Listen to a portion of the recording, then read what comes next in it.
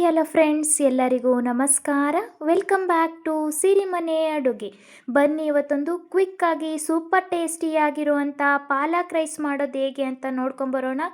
ಮಕ್ಕಳು ಲಂಚ್ ಬಾಕ್ಸ್ಗೆ ಸಹ ತುಂಬ ಕ್ವಿಕ್ಕಾಗಿ ಮಾಡ್ಕೊಳ್ಬೋದು. ಉಳಿದಿರೋ ಅನ್ನದಲ್ಲಿ ಸಹ ಇದನ್ನು ನಾವು ತುಂಬ ಈಸಿಯಾಗಿ ಮಾಡ್ಕೊಳ್ಬೋದು. ಈ ಪಾಲಕ್ ರೈಸ್ ಮಾಡೋದು ಹೇಗೆ ಅಂತ ನೋಡ್ಕೊಂಬರೋದಕ್ಕಿಂತ ಮುಂಚೆ ಇನ್ನೂ ಯಾರ್ಯಾರು ನಮ್ಮ ಚಾನಲ್ನ ಸಬ್ಸ್ಕ್ರೈಬ್ ಮಾಡದೆ ನೋಡ್ತಾ ಇದ್ದೀರಾ, ಪ್ಲೀಸ್ ಸಬ್ಸ್ಕ್ರೈಬ್ ಮಾಡಿಕೊಂಡು ನಮಗೆ ಸಪೋರ್ಟ್ ಮಾಡಿ.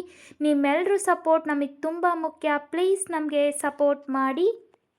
ಬನ್ನಿ, ಈ ಪಾಲಕ್ ರೈಸ್ ಮಾಡೋದಕ್ಕೆ ಏನೇನು ಸಾಮಗ್ರಿಗಳು ಬೇಕು ಅಂತ ನೋಡ್ಕೊಂಬರೋಣ. ನಾನಿಲ್ಲಿ ಒಂದು ಅರ್ಧ ಕಟ್ ಆಗೋಷ್ಟು ಪಾಲಕ್ ಸೊಪ್ಪನ್ನ ತೊಗೊಂಡು ಇಟ್ಕೊಂಡಿದ್ದೀನಿ. ಚೆನ್ನಾಗಿ ಕ್ಲೀನ್ ಮಾಡಿ ವಾಶ್ ಮಾಡಿ ಇಟ್ಕೊಂಡಿದ್ದೀನಿ. ಮೀಡಿಯಮ್ ಸೈಜ್ ಈರುಳ್ಳಿನ ಈ ಥರ ಉದ್ದುದ್ದಾಗಿ ಕಟ್ ಮಾಡಿ ಇಟ್ಕೊಂಡಿದ್ದೀನಿ. ಒಂದು 4ರಿಂದ 5 ಹಸಿರು ಮೆಣಸಿನ್ಕಾಯಿ, ಒಂದು ಎಸಳಾಗುವಷ್ಟು ಕರಿಬೇವು, ಶುಂಠಿ ಬೆಳ್ಳುಳ್ಳಿನ ಈ ಥರ ಚಿಕ್ಕ ಚಿಕ್ಕದಾಗಿ ಕಟ್ ಮಾಡಿ ಜಜ್ಜಿಟ್ಕೊಂಡಿದ್ದೀನಿ. ಎಣ್ಣೆಗೆ ಗೋಡಂಬಿ, ಸಾಸುವೆ, ಜೀರಿಗೆ, 1 ಟೀ ಸ್ಪೂನ್ ಆಗೋಷ್ಟು ಗರಂ ಮಸಾಲ, ಮಾಡೋದಕ್ಕೆ ಎಣ್ಣೆ, ರುಚಿಗೆ ತಕ್ಕಷ್ಟು ಉಪ್ಪನ್ನ ತಗೊಂಡು ಇಟ್ಕೊಂಡಿದ್ದೀನಿ. ಇವಾಗ ಮಾಡೋದು ಹೇಗೆ ಅಂತ ನೋಡ್ಕೊಂಬರೋಣ.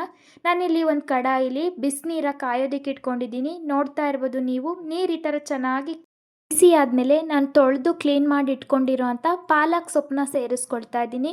ನೀವು ಸೊಪ್ಪು ಜಾಸ್ತಿ ಬಲ್ತಿದ್ರೆ ಕಡ್ಡಿನ ತೆಗ್ದಾಕಿ ಬರೀ ಎಲೆನ ಬೇಯಿಸ್ಕೊಳ್ಬೋದು. ನಾನಿಲ್ಲಿ ಸೊಪ್ಪು ಎಳೆದಿತ್ತು, ಹಾಗಾಗಿ ಸ್ವಲ್ಪ ಕಡ್ಡಿ ಸಮೇತ ಸೇರಿಸ್ಕೊಂಡಿದ್ದೀನಿ. ನಿಮಗೆ ನಾರೆಲ್ಲ ಸಿಗುತ್ತೆ ಅಂತ ಅನ್ನೋದಾದರೆ ನೀವು ಕಡ್ಡಿನ ಪೂರ್ತಿಯಾಗಿ ತೆಗೆದು ಸೇರಿಸ್ಕೊಳ್ಬೋದು.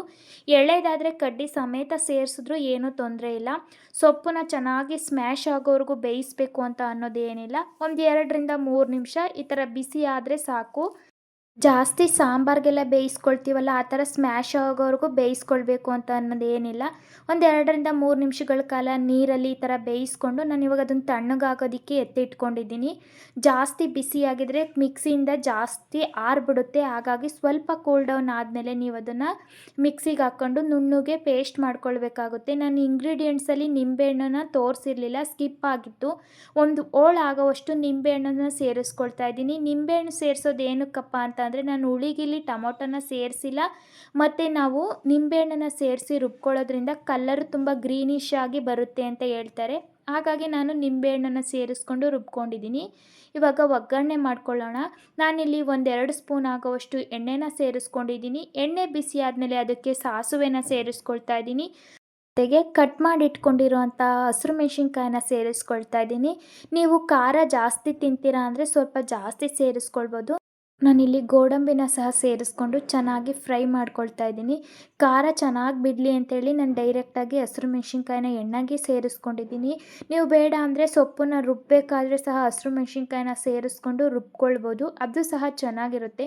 ಮಕ್ಕಳಿಗೆ ಮೆಣಸಿನ್ಕಾಯಿ ಎಲ್ಲ ಸಿಕ್ಕಬಾರ್ದು ಅಂತ ಅಂದರೆ ನೀವು ಸೊಪ್ಪಿನ ಜೊತೆಗೆ ಸೇರಿಸಿ ರುಬ್ಕೊಳ್ಬೋದು, ಅದು ಸಹ ಟೇಸ್ಟು ಸೇಮೇ ಇರುತ್ತೆ.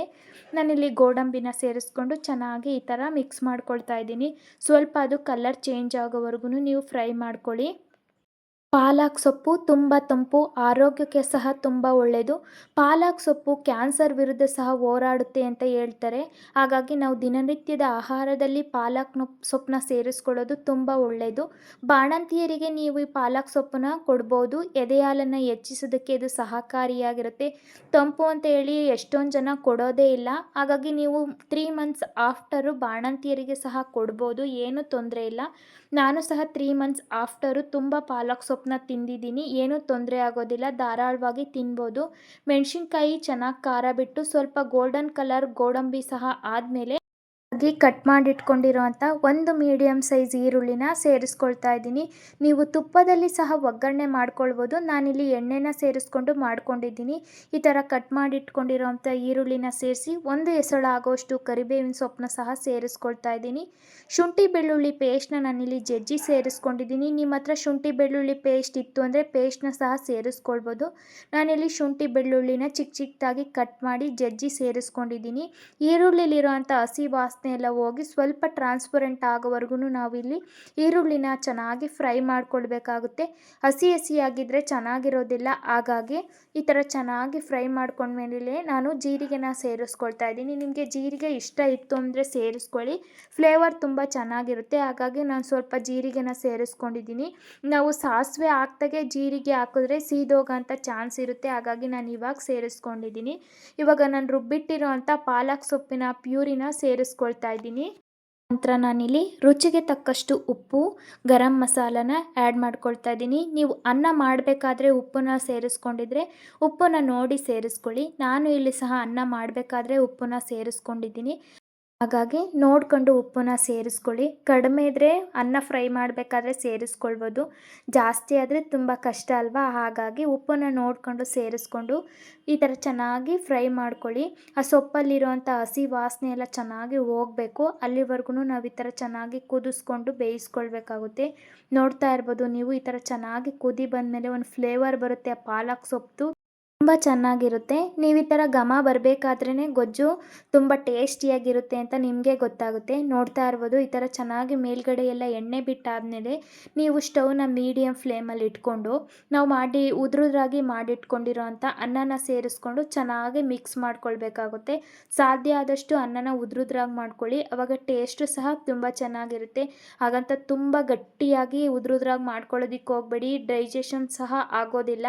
ಹೆಲ್ತಿಯಾಗಿ ಸ್ವಲ್ಪ ಸಾಫ್ಟ್ ಆಗಿದ್ರೂ ಪರವಾಗಿಲ್ಲ ಅಲ್ವಾ. ಹಾಗಾಗಿ ಈ ಥರ ನಾನು ಅನ್ನನ ಚೆನ್ನಾಗಿ ಮಿಕ್ಸ್ ಮಾಡ್ಕೊಳ್ತಾ ಇದ್ದೀನಿ. ಅನ್ನ ಚೆನ್ನಾಗಿ ಬಿಸಿ ಆಗೋವರೆಗೂ ನಾವು ಸ್ಟವ್ನ ಮೀಡಿಯಮ್ ಫ್ಲೇಮಲ್ಲಿ ಇಟ್ಕೊಂಡು ಮಿಕ್ಸ್ ಮಾಡಿಕೊಂಡು ನಂತರ ಆಫ್ ಮಾಡ್ಕೊಳ್ಬೇಕಾಗುತ್ತೆ. ನೀವು ಈ ಗೊಜ್ಜನ್ನ ಮಾಡಿಟ್ಕೊಂಡು ಒಂದು 2 ದಿನ ಸಹ ಯೂಸ್ ಮಾಡ್ಕೊಳ್ಬೋದು, ಏನು ಕೆಡೋದಿಲ್ಲ. ನೋಡ್ತಾ ಇರ್ಬೋದು ನೀವು, ಈಸಿ ಆ್ಯಂಡ್ ಟೇಸ್ಟಿಯಾಗಿರುವಂಥ ಪಾಲಕ್ ರೈಸ್ ರೆಡಿ ಆಯಿತು. ನೀವು ಈ ರೆಸಿಪಿನ ನಿಮ್ಮ ಮನೆಯಲ್ಲಿ ಟ್ರೈ ಮಾಡಿ ಟೇಸ್ಟ್ ಹೇಗಿತ್ತು ಅಂತ ನನಗೆ ಕಾಮೆಂಟ್ ಮಾಡಿ ತಿಳಿಸಿ. ಹಾಗೆ ಇನ್ನೂ ಯಾರ್ಯಾರು ನಮ್ಮ ಚಾನಲ್ನ ಸಬ್ಸ್ಕ್ರೈಬ್ ಮಾಡದೆ ನೋಡ್ತಾ ಇದ್ದೀರಾ, ಪ್ಲೀಸ್ ಸಬ್ಸ್ಕ್ರೈಬ್ ಮಾಡಿಕೊಂಡು ನಮಗೆ ಸಪೋರ್ಟ್ ಮಾಡಿ. Thank you for watching.